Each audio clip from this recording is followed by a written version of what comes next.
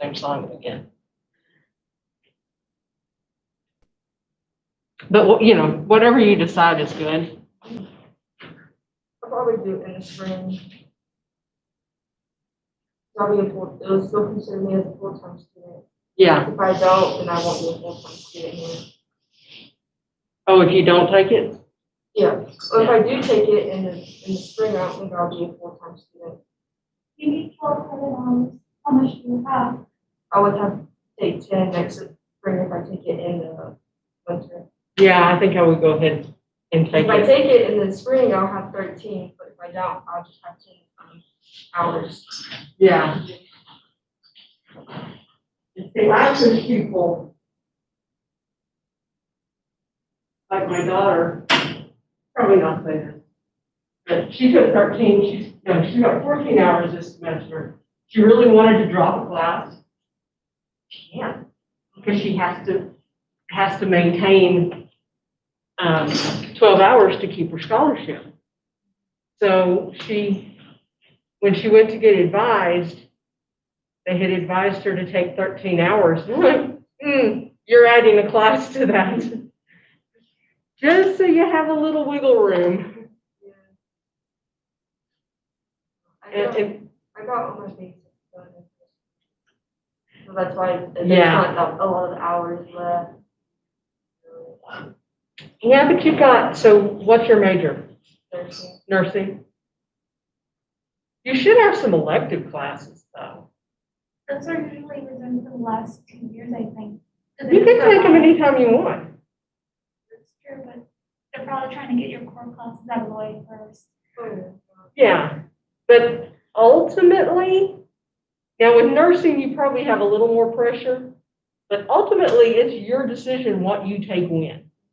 And as long as you can get all of your credits in your 4 years or go longer, I mean, obviously, no one wants to go longer, but if you can get your core credits in 4 years, it shouldn't matter how you take it. I mean, because like me, if I knew I had a hard class, I had to take an easy class. And so, because when I started college, I was going to be a computer programmer. That was back in the dark ages when computers were really getting going. And I was a good programmer. I don't do math well. I do history well. So I was taking history classes to balance the bad grade I was going to get in my math class. And then when I finally decided I'm not going to be able to get all the math in. But, I really like these history classes. I think I'll just be a history major instead.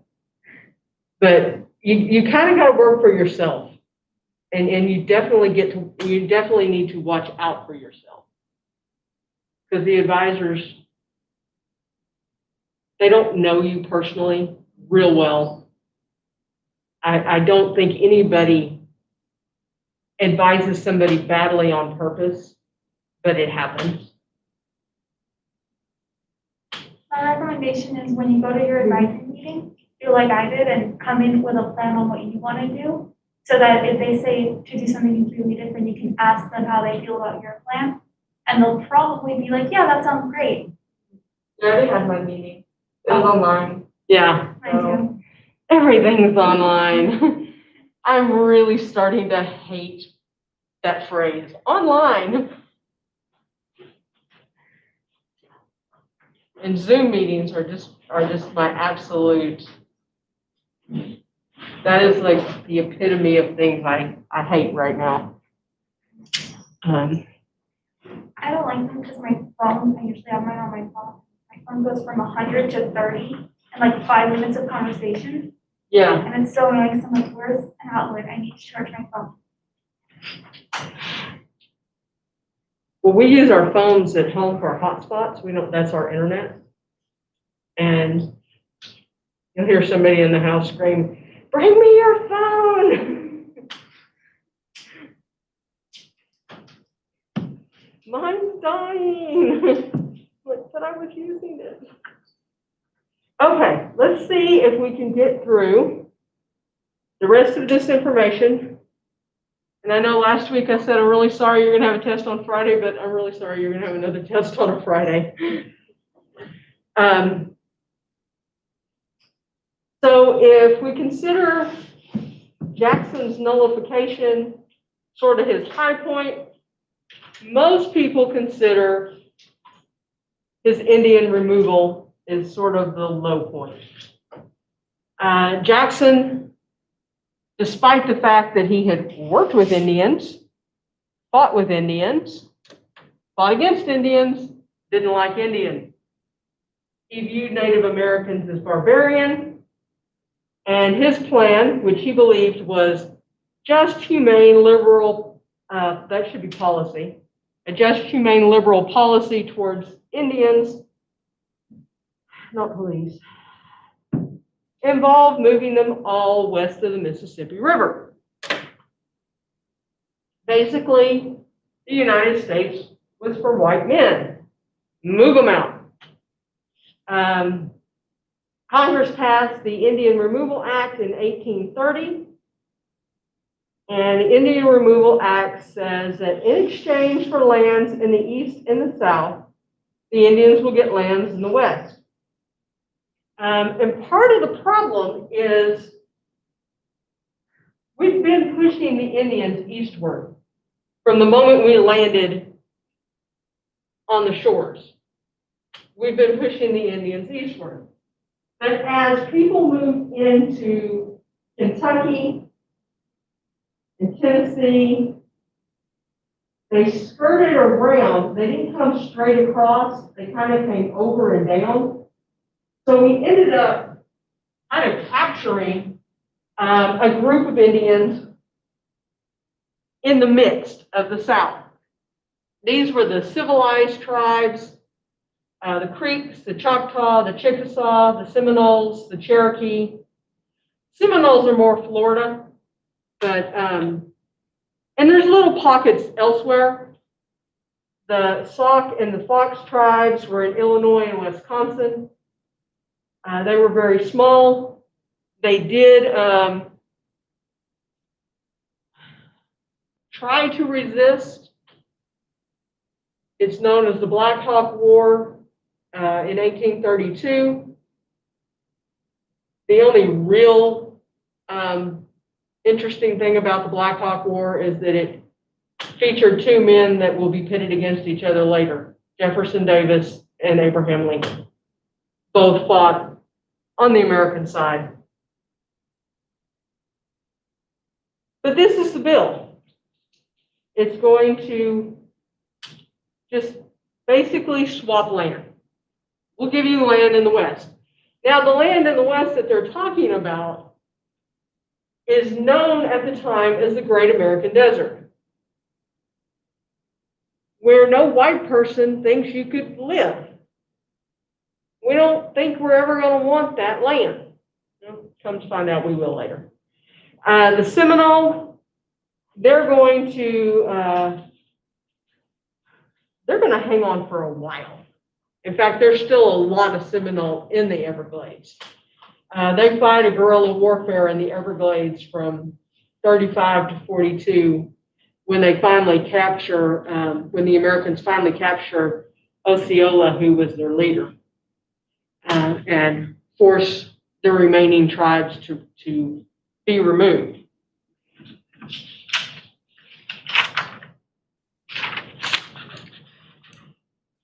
Now, this is a map. Now, this isn't in your slides. It is in your book. It kind of shows where, okay, so this is where the Black Hawk War took place. They're going to be moved down and over. The Chickasaw and the Choctaw are here. They get moved out pretty quick and moved over. The Creek, what's left of them, is here. They go by 32. The Cherokee, who have this nice spot here in northern Georgia, a little bit in North Carolina, they're going to be kind of an issue for Jackson. but eventually they're going to succumb and move as well. The Cherokee, like I said, had fallen back to the mountains of Georgia and western North Carolina, and they were living on lands that was guaranteed them by a 1791 treaty. In 1802, Georgia gave that land to the federal government on the condition that the Indians be removed.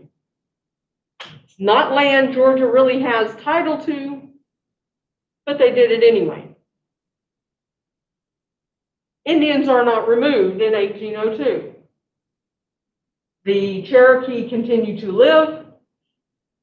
They start farming.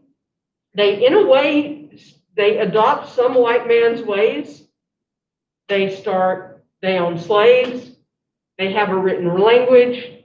They write their own constitution, which in some ways mirrors ours, but also draws a line at who's in charge.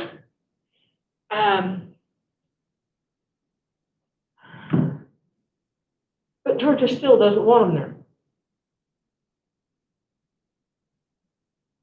Georgia can't do anything to the Indians because of the treaty. They try. In 1828, Georgia attempts to put the Cherokee under state law. They're rebuked in the Supreme Court.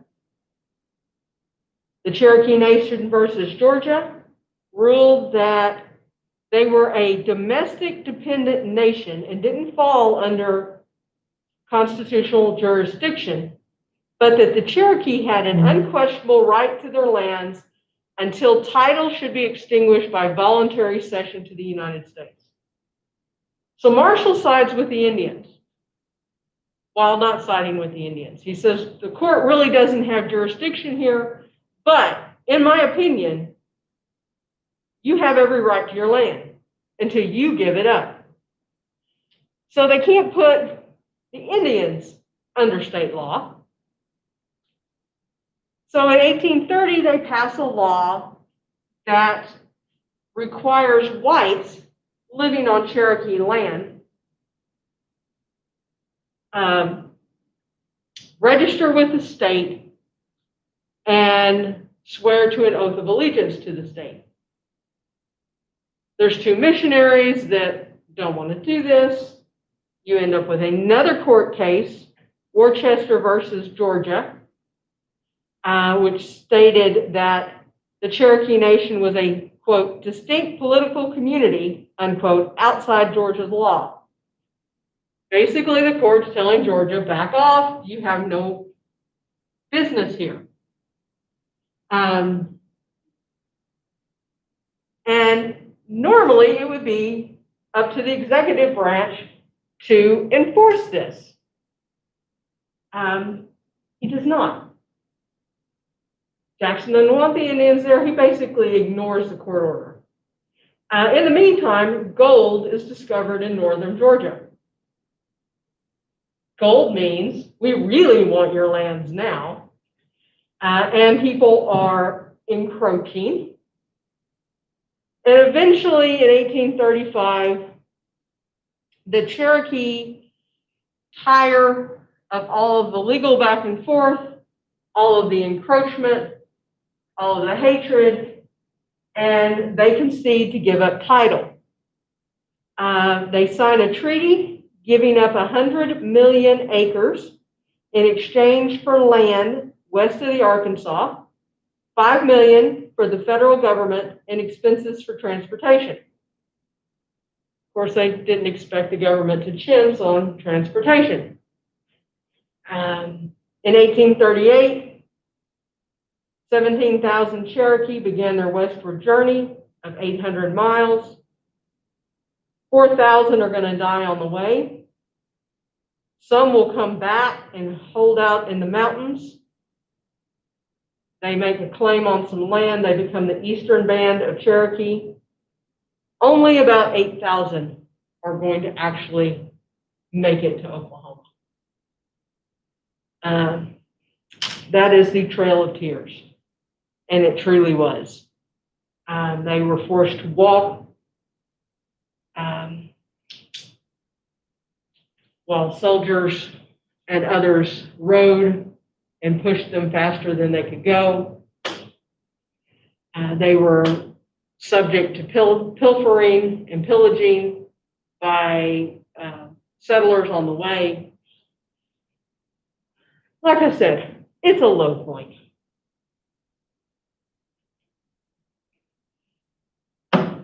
And if there was something Jackson didn't like more than Indians, it was the bank. The Bank of the United States had grown. Biddle had done well keeping the bank going. It had 29 branches, held a third of the nation's deposits. It had facilitated business expansion. It had supplied a stable currency by forcing the state banks to keep specie in reserve, hard coin. And it had $35 million in stock. It was the most powerful bank in the nation. Scared Jackson to death. Jackson hated the bank. He felt nobody should have that much power. He has that Westerner's hostility to the bank. And he speaks out, pretty much as soon as he's elected. He's very skeptical of paper money, and he's convinced that the bank is unconstitutional.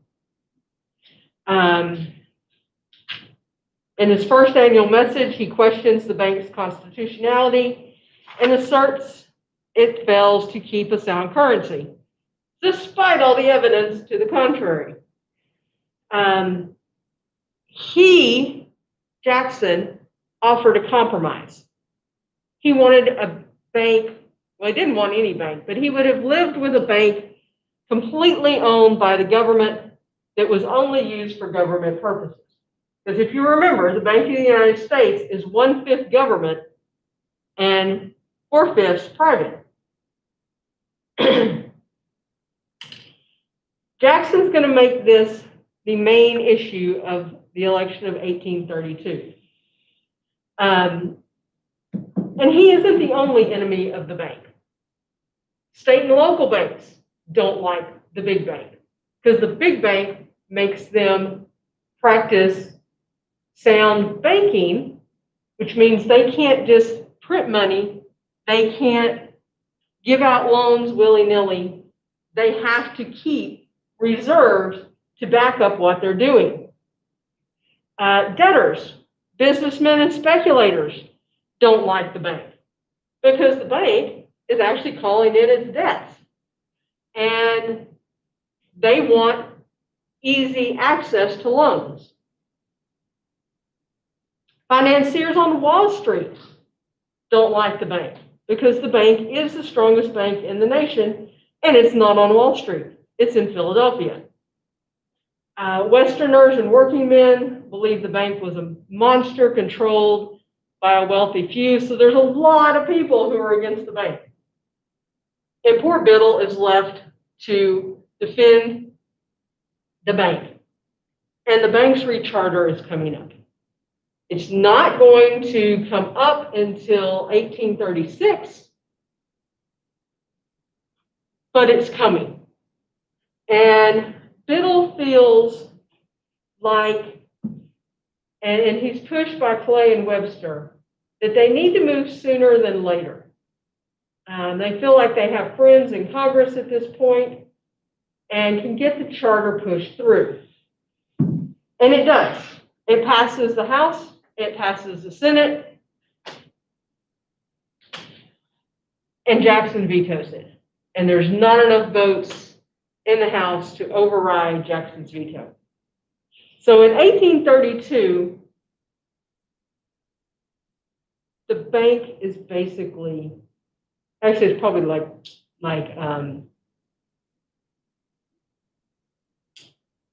probably 33 by this point. It's basically on life support. It's terminal. When the charter runs out in 36, the bank is done. But that wasn't good enough for Jackson. He further tries to crush the bank by removing all of the government deposits. He asked Congress to investigate the safety of the government deposits. They did. They found out that they were safe and sound and being dealt with appropriately. Calhoun and Clay both passed a resolution assuring the safety of deposits. Jackson decided, nope, we're going to remove all the deposits anyway. Secretary of Treasury, Lewis McLean, refused. So now he's no longer Secretary of Treasury.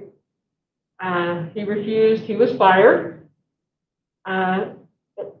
Roger B. Taney, who had been the Attorney General, was promoted to Secretary of Treasury, and he complies gladly. And he starts pulling out government deposits and depositing them into state banks. 23 different state banks. They call them the pet banks. And the state banks are now free. Now they're free of control from the big national bank. Now the big bank still has deposits, because only a third of the deposits were, a third to a fifth were government deposits. But now it has no government. Biddle reacts very humanly, but probably not in the best interest of the entire country. He curtails loans and demands the redemption of state note banks in gold and silver. So, if you're going to take money out of my bank, I'm going to take money out of yours. And he sets off mass speculation.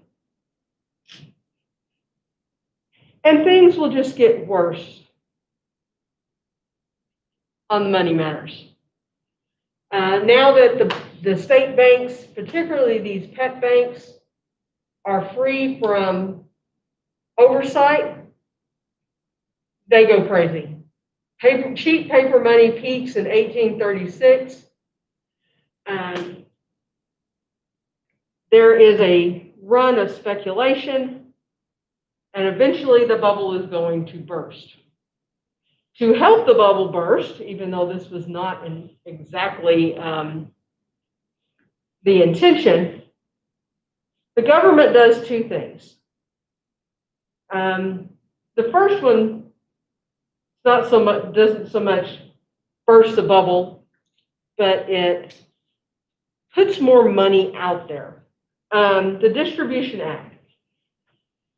The federal surplus, because we had been getting tariff money, selling lands in the West, and Jackson was actually a very frugal with government.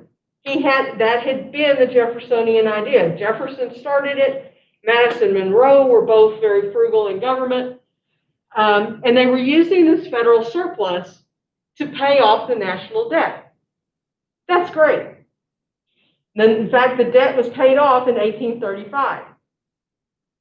But when the debt was paid off, you still had money coming in. There was still tariff money. There was still land money. And now we have a question of what do we do? The government shouldn't be, running a bonus. We shouldn't be, stockpiling money. And there's some ideas on that. Clay proposed that the money be distributed to the states and let the states take the money and use it for infrastructure, build roads, build canals, because the feds aren't going to do that within one state. But maybe they could give this money Jackson doesn't like the idea. Well, he likes the idea, but he doesn't think it's constitutional. So they compromise on loans. They're going to give loans to the states out of the surplus, but they're never going to ask for repayment. So it's not truly a loan. So that puts more money out there. And the states are able to do things with that money. The one that kind of hurts the economy is the specie circular. Congress passes it. What it says is government will only take gold or silver for government debts. So if you're going to buy some land in the West, you're going to buy it with gold or silver. If you're going to pay your taxes, you're going to pay them in gold or silver. Jackson didn't like paper money.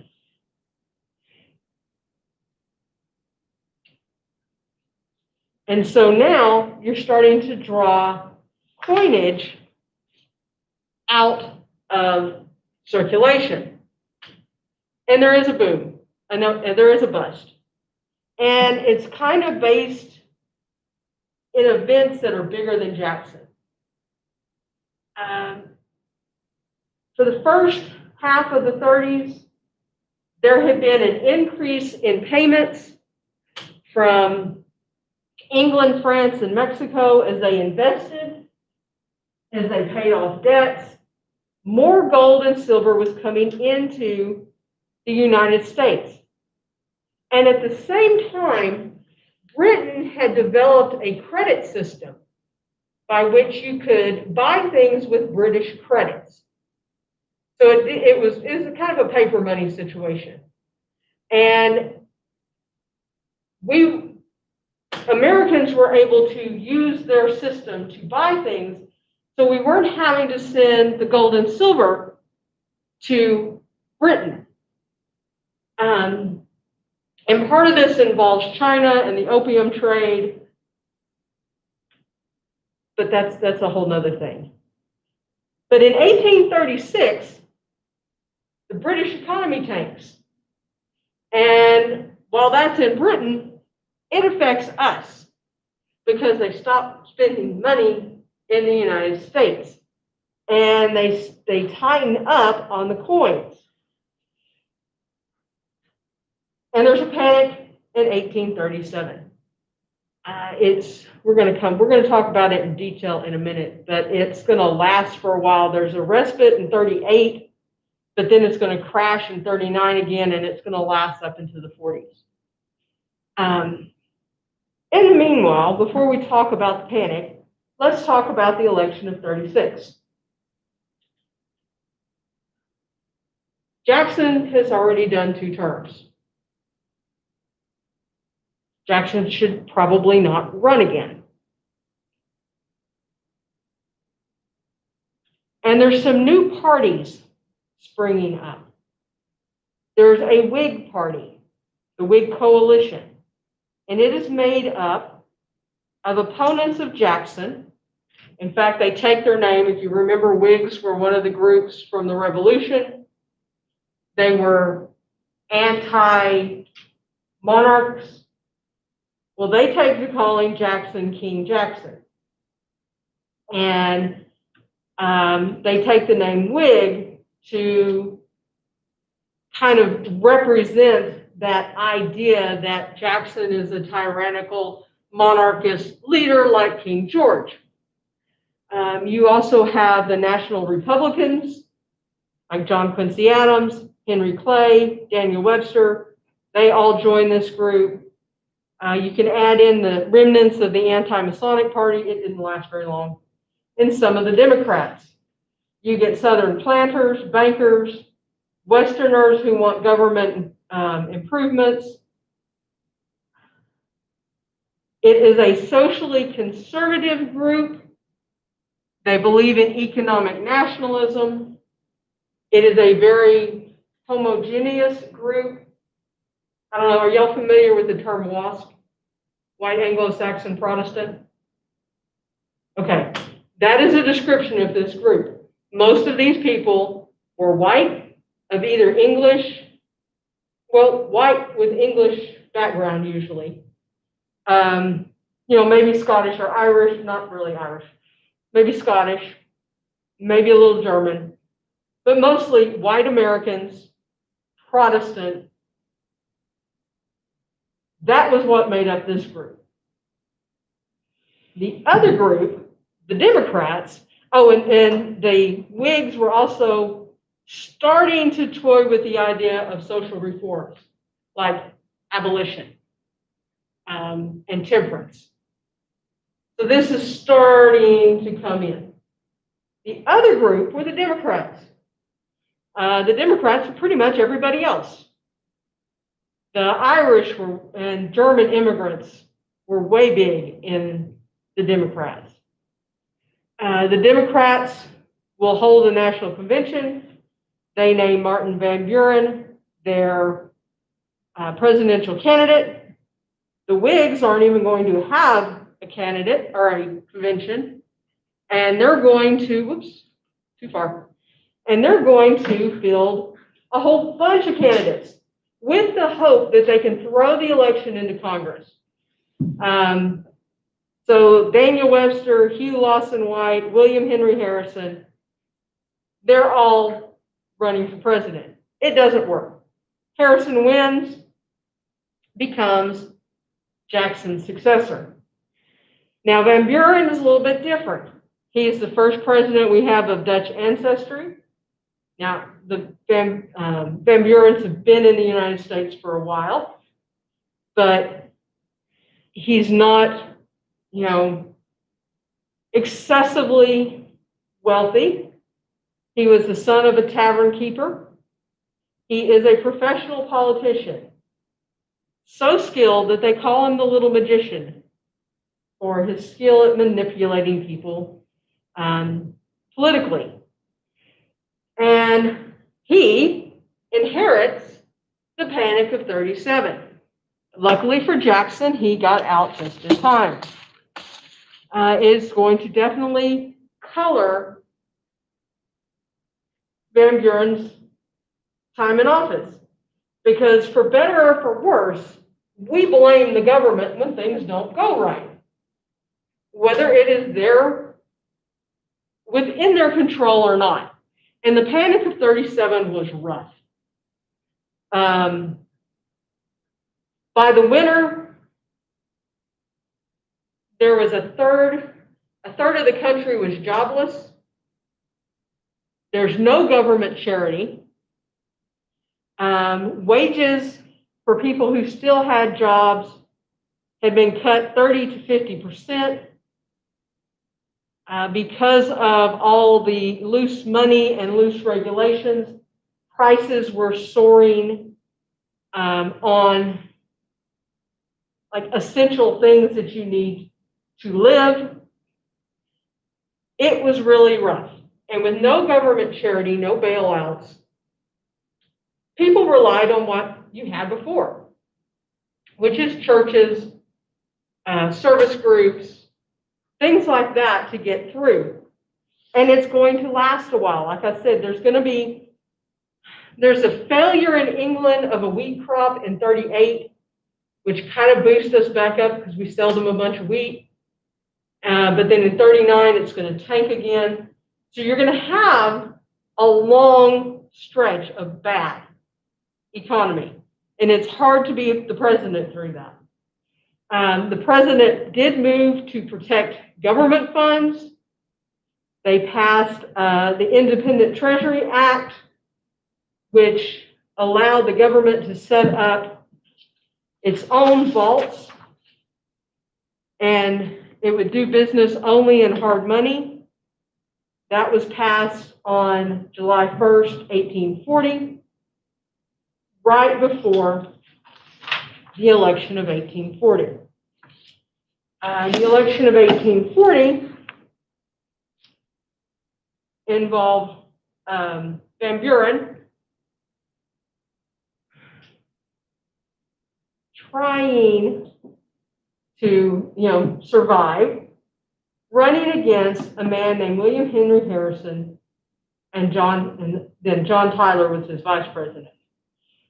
We didn't talk about William Henry Harrison during the War of 1812, but during the War of 1812, he fought a successful battle against a coalition of Indians at a place called Tippecanoe.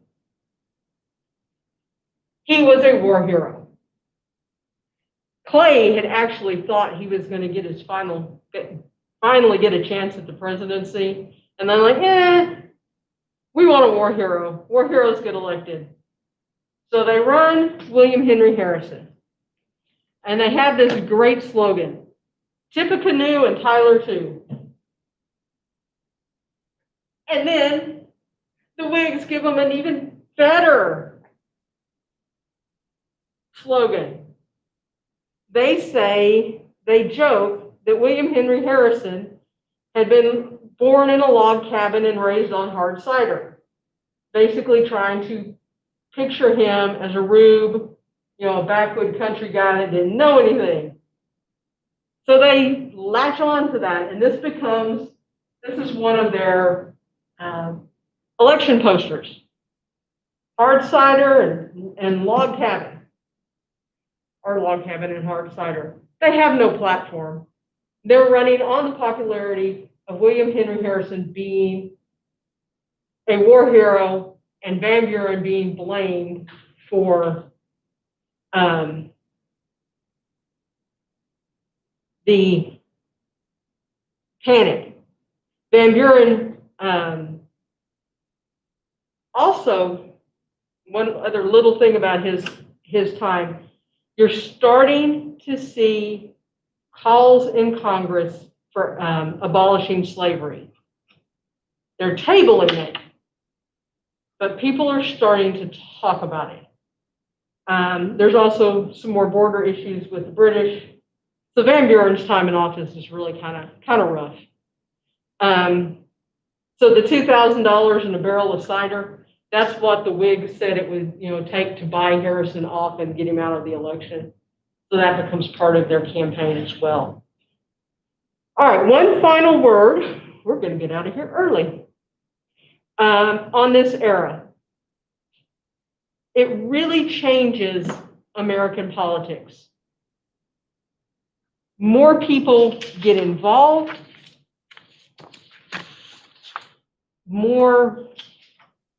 the parties get more organized, even down to the precinct level. So particularly in big cities, you're starting to see political machines where you have an organized group that goes out and tries to make sure everybody's going to vote. It's going to get very, and we're going to talk about it more when we talk about the cities. But it's way more organized, way more people are involved. In the 1824 election, 27% of voters voted. In the 1840 election, 78% of voters voted. And most places had lowered voting registration requirements. So not only did you have almost 50% more people voting, you had a larger pool, so you really had more than that.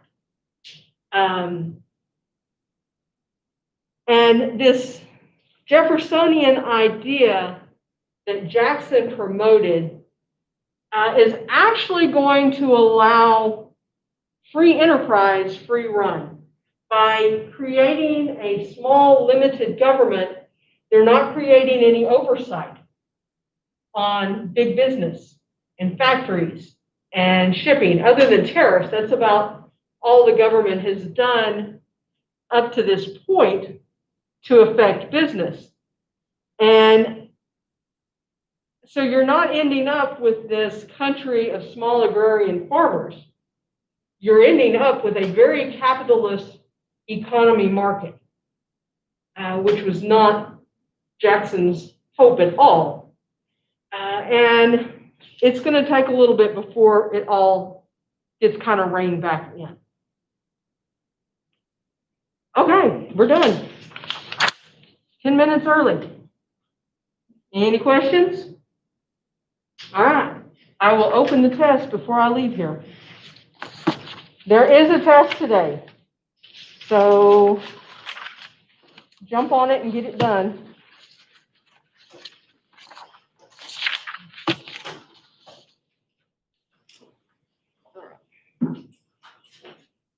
And thank you, girls, for coming. Bye, have a good day.